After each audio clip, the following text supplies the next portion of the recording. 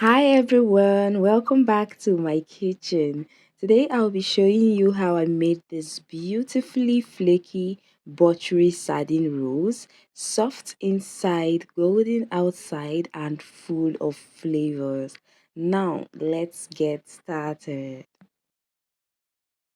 Let's start with the dough.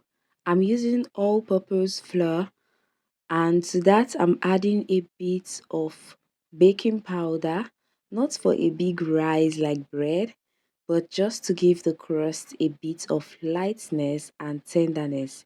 It helps the pastry stay crisp and not too hard.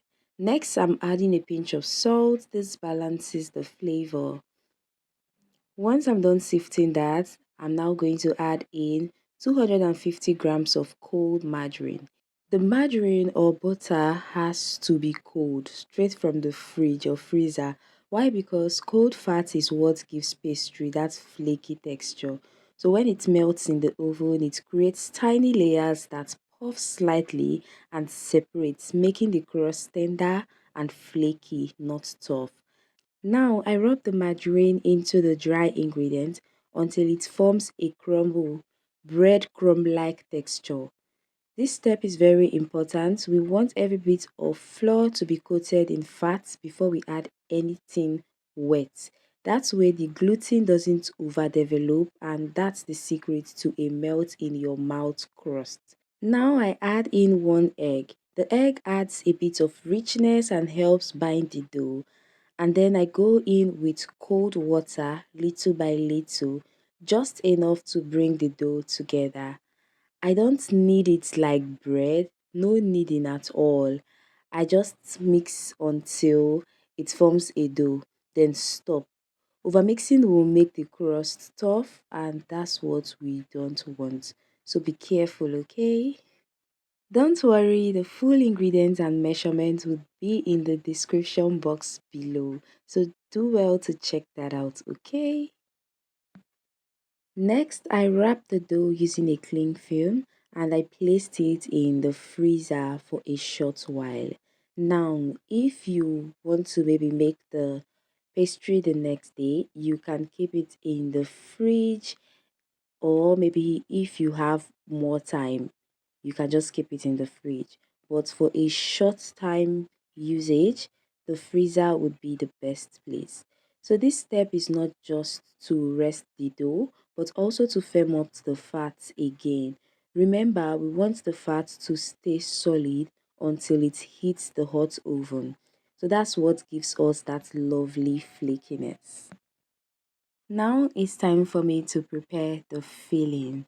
And for the filling, I'm going to be chopping up some onion and then some scotch bonnet pepper as well. Next up, we are going to heat up a pan, and instead of adding new oil, I use the oil from the sardine tin. It's already packed with flavor and helps tie the filling together. Nothing wasted, right? I love to keep things fresh, hence I'm using the chopped onion and fresh pepper. So I saute the onion and fresh pepper. The onion adds sweetness and aroma, while the pepper brings that little kick that pairs so well with the sardine. You know, if there's no pepper in fish, it doesn't taste nice, right? Then I went in with some seasoning and then some salt as well. I've mashed that up and allowed to fry for about 4 to 6 minutes. Once it was ready, I set it aside to cool down. Once I was done with the sauce, I had to bring out the dough, and that is what it looks like. So next up, I floured my work surface and then took out a bit of the dough, placed it on my floured countertop, and then rolled it out gently. Not too thin and not too thick. If you watch, you would see that I'm using my hands to bring them together because as it is still firmed up from the freezer, it tends to pull apart a bit. So just use your hands to bring it together while rolling it out, okay? Next up, I used a measuring tape to get the accurate measurement that I'm going for. I'm going for a 4 by 6. You can make yours a bit smaller than mine or a bit bigger than mine. It all depends on you. Use the knife to trim off the edges. Make sure your measurement is so accurate, okay? So you can get the quantity of sardine rolls you're meant to get.